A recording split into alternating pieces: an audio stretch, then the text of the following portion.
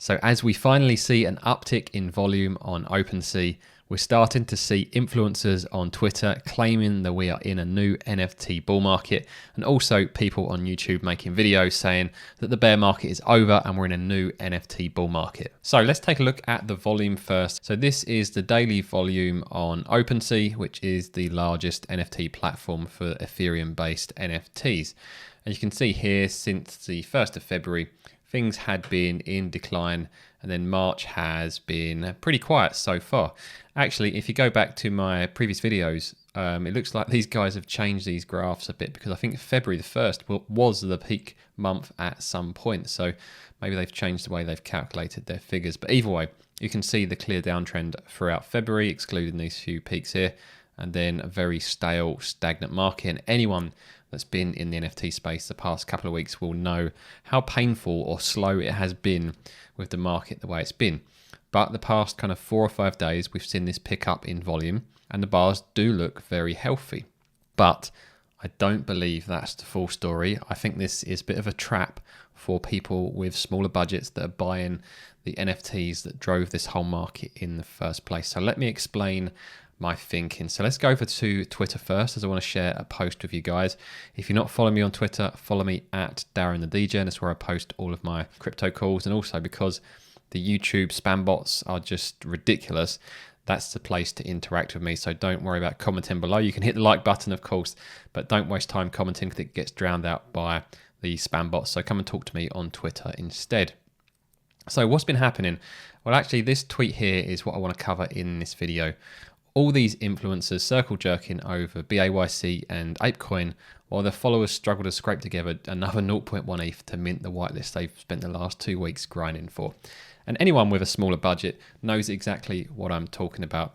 They know that everyone's talking about blue chips all the time and NFTs that cost hundreds of thousands of dollars, while many of us only have a budget of a few $100s or maybe a few thousand if we're lucky. And that's all we've been seeing on Twitter the past few days, is about the Bored Ape Yacht Club and the Apecoin launch. So what actually happened, and why do I think you guys need to be aware of this as a false flag for potentially a new bull market? So the Apecoin launched a couple of days ago, and I think I actually did tweet that I wasn't going to be trading in this. So I think their PSA, please be very careful if you're considering jumping into Ape today. The launch will be heavily botted and I expect a lot of volatility. I'm sitting this one out. If I was trading, I would look for an entry and exit on the first major pullback. And sure enough, we saw a massive run up. And if you actually go down to the smaller timeframes, this massive bar here all happened in the space of 15 minutes.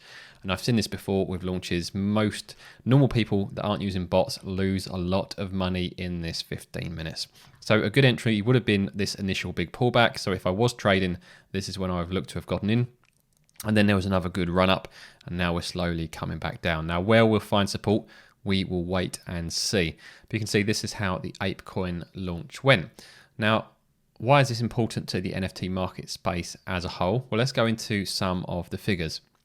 So you can see here, Apecoin is airdropping a total of 150 million ape to BAYC and MAYC. So Bored Ape Yacht Club and Mutant Ape Yacht Club NFT holders. Users who own Bored Ape or Mutant Ape NFTs are eligible to claim up to 10,950 ape. So that's quite a bit of money, and this is what has led to, or this is what I believe has led to the additional volume we're seeing in Opensea. And I'm going to show you some stats in a moment which back that claim up further. So I believe this is what has led to it, as people have been trading these NFTs so that they can claim the Apecoin, and then they've been selling them afterwards. There's been increased volume in the transactions, but also the Apecoin itself has made the owners of these NFTs richer, basically. So there's more liquidity to be reinvested back into NFTs. So the spike, or the increase we're seeing at the moment over the past few days, this may not be sustainable, and this is what I'm concerned about. So very much a case of watch this for the next week or two. Probably the next week it will become clear whether this is just a fake out, so to speak, based on that additional volume from people exchanging NFTs, and also from the additional liquidity from people claiming the Apecoin, selling them, and then reinvesting into other NFT projects. Again, I'm going to come back to that later on in the video to show you that. So the first thing I want to show you why this may be a fake out. So this is on Ethereum. If we scroll down to non-Ethereum, well, I say non-Ethereum, we've got Polygon, which is a layer 2 solution on Ethereum. you can see here their volume isn't up much at all. So that hasn't really been impacted by Apecoin. Also, if we go to DApp Radar, and we can see this is the Ethereum volume, you can see the big spike over the past few days.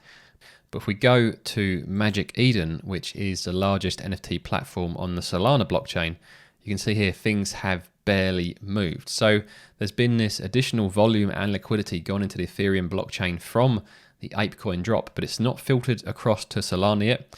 And also, it doesn't appear to be filtering down to the smaller NFT. So if we look at this over the past 7 days, and this is currently sorted by market cap, I believe.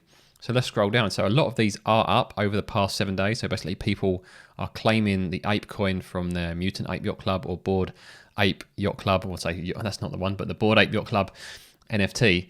They're selling the Apecoin and then reinvesting into other high value NFTs. So a lot of the blue chips are up, which is why you see a lot of green at the top of this. But as we scroll down, actually, let me sort this by sales floor.